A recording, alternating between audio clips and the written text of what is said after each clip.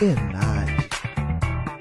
Alô turma, tudo bem? Meu nome é Cláudio Nogueira, eu sou professor do curso de jornalismo da Estácio Tom Jobim e vim aqui conversar com vocês um pouquinho sobre a análise de conteúdo e interpretação de texto. Essas técnicas elas podem ajudar não apenas em testes ou provas, mas fazem parte da rotina do jornalista e da rotina do pesquisador. Para dominar essas técnicas, é claro que você precisa ter uma característica óbvia. Você precisa gostar de ler, você precisa gostar de se informar através da leitura.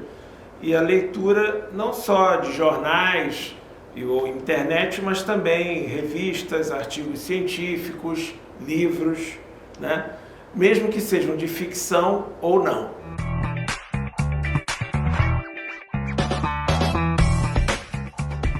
Vamos falar um pouco de análise de conteúdo no jornalismo. As origens da análise de conteúdo remontam ao século XVII, quando essa prática era muito comum na análise de hinos, de textos religiosos, era chamada hermenêutica. Mas ela ganhou maior impulso a partir da primeira metade do século XX, nos Estados Unidos, por causa dos estudos do Harold Lasswell sobre a comunicação na Primeira Guerra Mundial. A comunicação, a propaganda política durante a Primeira Guerra. O Lasswell viu nessa prática um instrumento importante para que se soubesse como é que os exércitos tratavam de os mais diferentes temas, as lideranças políticas, como é que lidavam com diferentes assuntos e como é que elas se comunicavam com a população de uma forma geral. O que é a análise de conteúdo, né? A análise de conteúdo é um formato que é muito utilizado não só na prática jornalística, mas também em pesquisas, né? A mais conhecida responsável por análise de conteúdos é a francesa Laurence Bardin. Ela é considerada um dos maiores expoentes desse campo do conhecimento. Para se fazer uma análise de conteúdo, é preciso ter uma pesquisa com um alvo bem definido. Por exemplo, vamos dizer que nós queiramos conhecer os hábitos de consumo dos alunos universitários da Estácio no campus Tom Jobim. Como é que isso seria feito? Nós teríamos que fazer um roteiro de entrevistas e escolher um número determinado de alunos para fazer essas entrevistas e colher determinadas respostas.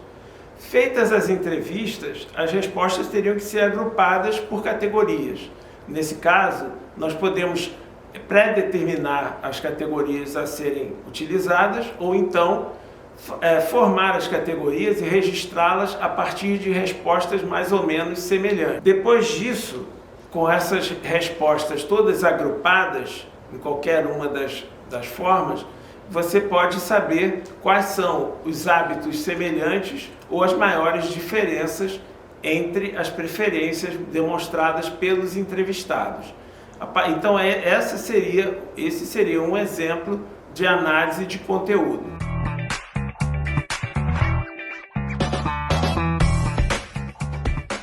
O outro tema que a gente vai tratar aqui é a leitura e a interpretação de texto, né? E aí, o que é interpretar um texto? Interpretar um texto é tentar explicar qual foi a intenção do autor ao preparar aquela peça, aquele texto.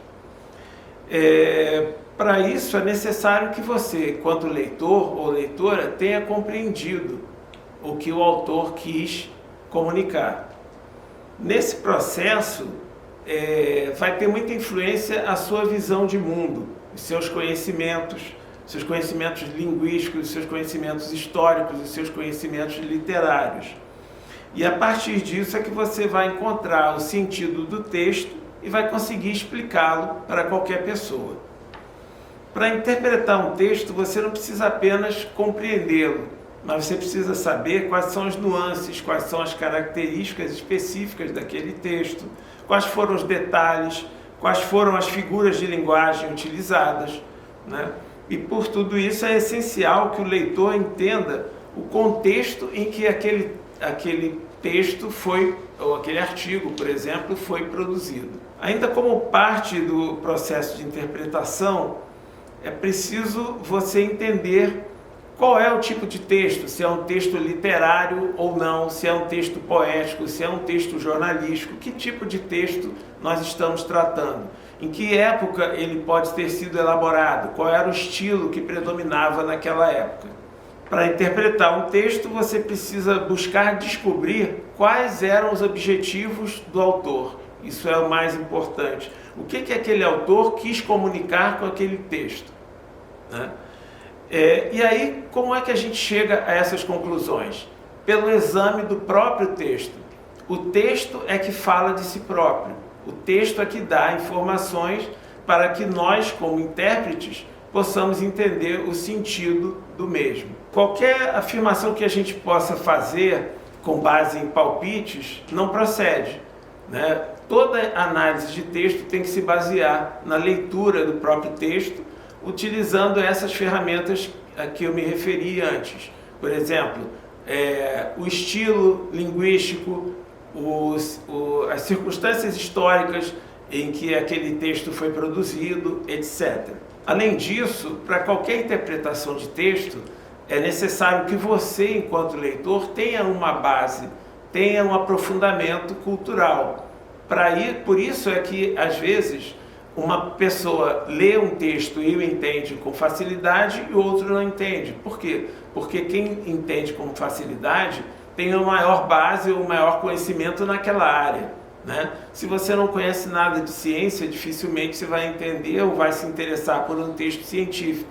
Mas se você gosta, por exemplo, de esportes ou de música, você está mais familiarizado com aquele tema, você provavelmente vai entender e vai saber explicar muito melhor do que se trata. Obviamente, o ideal é que você leia um texto na íntegra, mas às vezes na pressa de uma pesquisa, de uma reportagem jornalística, por exemplo, você vai recorrer a duas técnicas que têm nomes em inglês: scanning e skimming. O que quer dizer cada uma dessas expressões?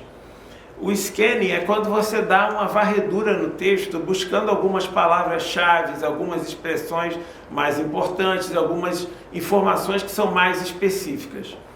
Já no caso do skimming, é quando você dá uma olhada rápida no título, subtítulo, nas primeiras e nas últimas linhas de um parágrafo, né, e algumas informações que não são verbais, por exemplo, gráficos e fotografias.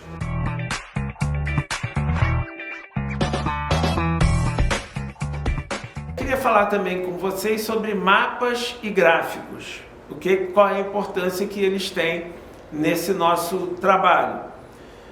Especialmente no mundo atual, em que nós estamos vivendo a era do conhecimento e da informação, a internet vem sendo um dos principais fatores de revolução, não só da comunicação social, como do mundo propriamente. Isso tem uma influência na produção de conteúdo, seja conteúdo jornalístico ou não, tá? E através da internet, por causa dela, tem sido cada vez mais relevantes a produção de números, taxas, gráficos, etc. Mapas, gráficos, todo esse tipo de material que não é escrito. No caso específico da comunicação social, graças a essa ampliação dos recursos mais modernos que vêm com a internet, está em crescimento, está em franca expansão o jornalismo de dados.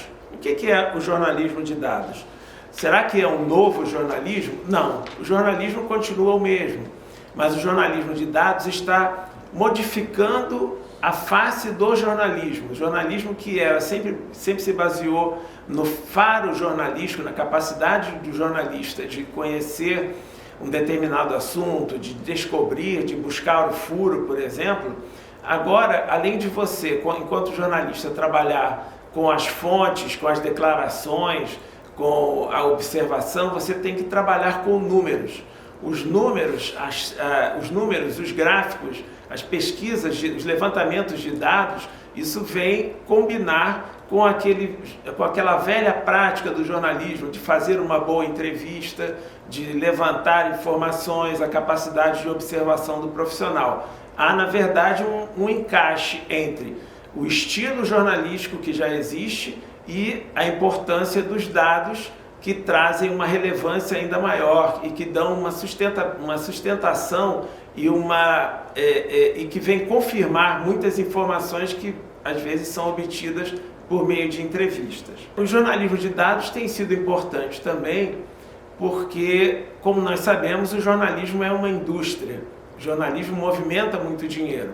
Então, quanto mais bem elaboradas as matérias, quanto mais aprofundadas, e o jornalismo de dados traz essa oportunidade, melhor o conteúdo e mais você conquista leitores e também anunciantes. Então, o jornalismo de dados é um fator para o crescimento do jornalismo enquanto negócio, enquanto indústria da comunicação. Para terminar, se eu tivesse o tempo de fazer uma pequena sugestão, eu diria para que todos procurem se inteirar cada vez mais disso, do jornalismo de dados.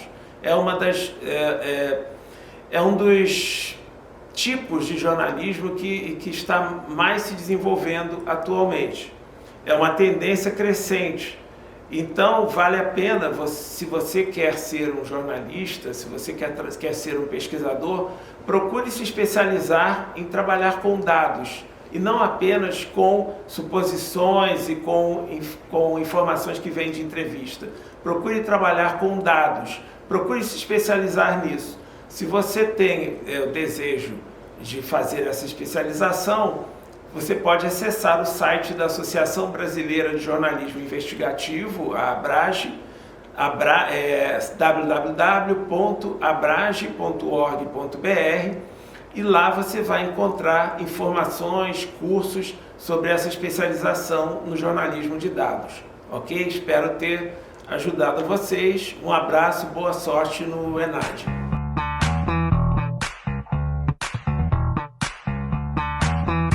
ENAD.